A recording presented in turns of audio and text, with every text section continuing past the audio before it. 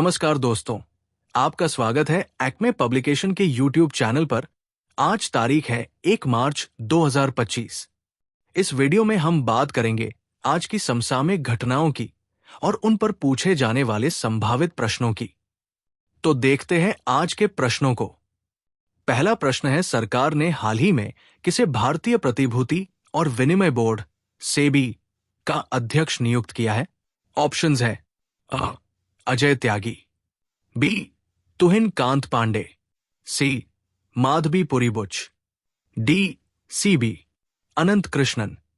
सही उत्तर है बी तुहिन कांत पांडे। सरकार ने वित्त सचिव और राजस्व सचिव तुहिन कांत पांडे को भारतीय प्रतिभूति एवं विनिमय बोर्ड सेबी का अध्यक्ष नियुक्त किया है। इसके साथ ही सेबी अध्यक्ष माधवीपुरी बुच को सेवा विस्तार मिलने की संभावनाएं समाप्त हो गई है। तुहिन कांत पांडे मोदी सरकार में कई अहम पदों पर रहे हैं। तुहिन कांत पांडे ओडिशा कैडर के 1987 बैच के आईएएस अधिकारी हैं और वर्तमान में भारत के वित्त मंत्रालय में सचिव के रूप में कार्यरत है। दूसरा सवाल है, राष्ट्रीय विज्ञान दिवस कब मनाया जाता है? ऑप्शंस है अ 26 फरवरी, बी 28 फरवरी, सी 15 फरवरी, डी 2 अक्टूबर।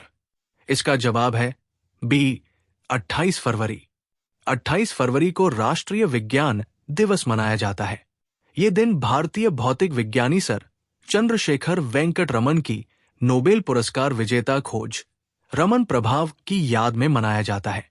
सर सीवी रमन ने 28 फरवरी 1928 को रमन प्रभाव की खोज की थी, जिसके लिए उन्हें 1930 में भौतिकी में नोबेल पुरस्कार मिला था।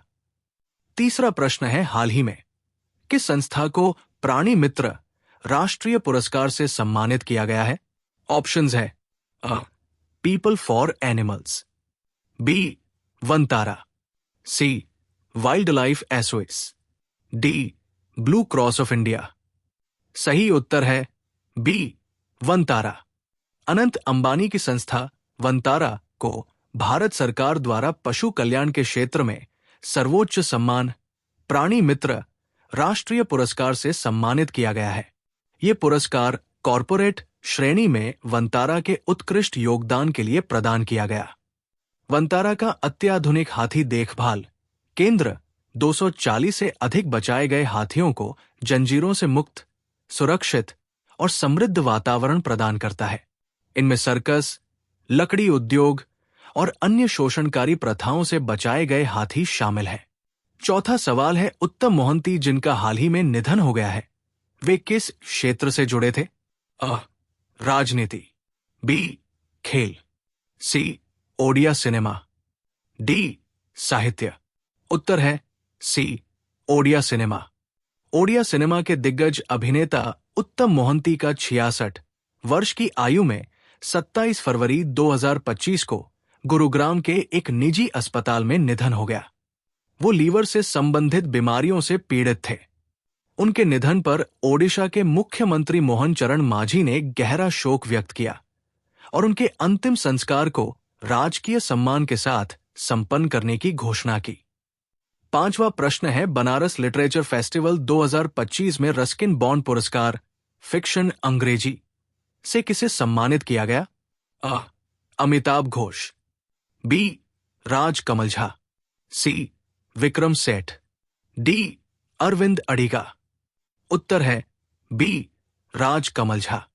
बनारस लिटरेचर फेस्टिवल 2025 में प्रख्यात लेखक राज कमल झा को उनकी अंग्रेजी पुस्तक the patient in bed number feet के लिए रस्किन बॉन्ड पुरस्कार फिक्शन अंग्रेजी से सम्मानित किया गया है।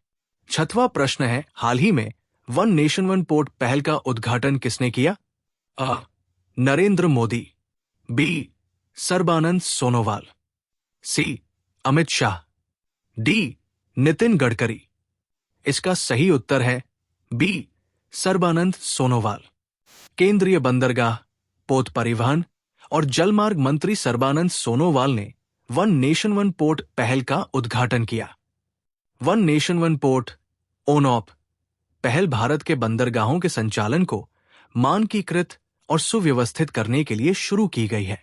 इसका उद्देश्य बंदरगाहों के दस्तावेजों को एकीकृत करना, रसद को सुगम बनाना और व्यापार दक्षता को बढ़ाना है।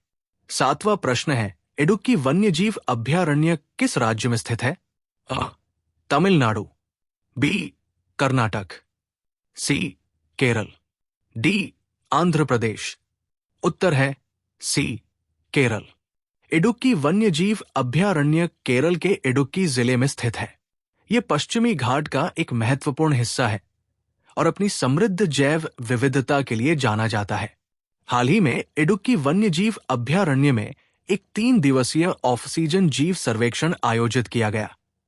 इस दौरान अभयारण्य में पक्षियों की 14 प्रजातियां, 15 तितलियां और 8 ऑर्डिनेज की नई प्रजातियां देखी गई।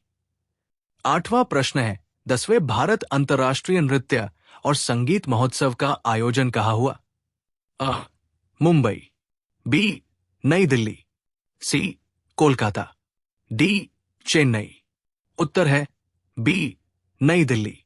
नई दिल्ली में 22 से 27 फरवरी 2025 तक आयोजित 10वें भारत अंतर्राष्ट्रीय नृत्य और संगीत महोत्सव का सफल समापन हुआ। वसुधैव कुटुंबकम, विश्व एक परिवार है, थीम पर आधारित इस महोत्सव में 11 देशों के कलाकारों ने भाग लिया, जो सांस्कृतिक एकता और विविधता का प्रतीक है।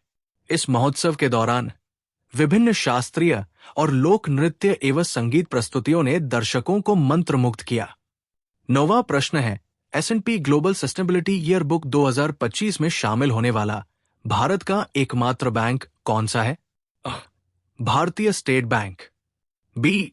ICICI bank, C. HDFC bank, D. Yes bank. सही उत्तर है D. Yes bank. Yes bank ने लगातार तीसरे वर्ष भारत का सबसे उच्च रेटेड सतत विकास बैंक बनने का गौरव प्राप्त किया है। बैंक ने S&P global corporate sustainability assessment CSA 2024 में 100 में से 72 स्कोर प्राप्त किया, जिससे ये S&P global sustainability year book 2025 में शामिल होने वाला भारत का एकमात्र बैंक बन गया।